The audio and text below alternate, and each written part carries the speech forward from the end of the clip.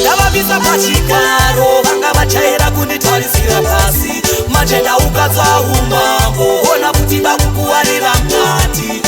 Ndavabisa pachigaro vanga vachaira kunditarisira pasi manje ndaukadza umambo ona kuti vakukuwarira mukati. Andinoti one atanga mawani ende kuti ndovapedzera ndiri wani pakuzoti two vafunga amuruti vati vakabvunza ndiri very good to munhu edensena free I'm very free notarasasira ndinoda kunge busy pakuzoti four shabidza muforo bandinoti puno vachabata dziri uno.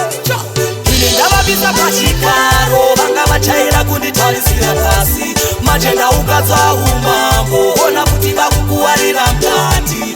Ini ndavabisa pachigaro vanga vachaira kunditarisira pasi manje ndaukadza umambo ona kuti vakukuwarira mukati. Andinoti five muchaiona life motaka kundisotera namkoma Clive pakuzoti six kandaramba six mwakandakarika bitch natigit after hit pakuzoti seven ndokusendai kuheaven monodurira mwari zvengi iwanwa pattern pakati eight let's get them straight embrace me yavatadambet. Ndavabisa pachigaro vanga vachaira kunditarisira pasi manje ndaukadza umambo ona kuti vakukuwarira mukati.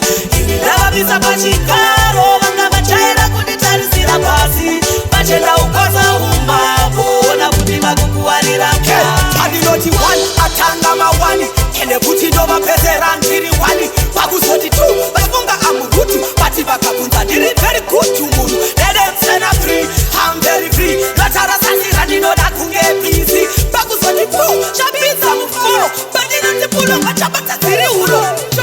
Ini ndavabisa pachigaro vanga vachaira kunditarisira pasi manje ndaukadza umambo ona kuti vakukuwarira mukati.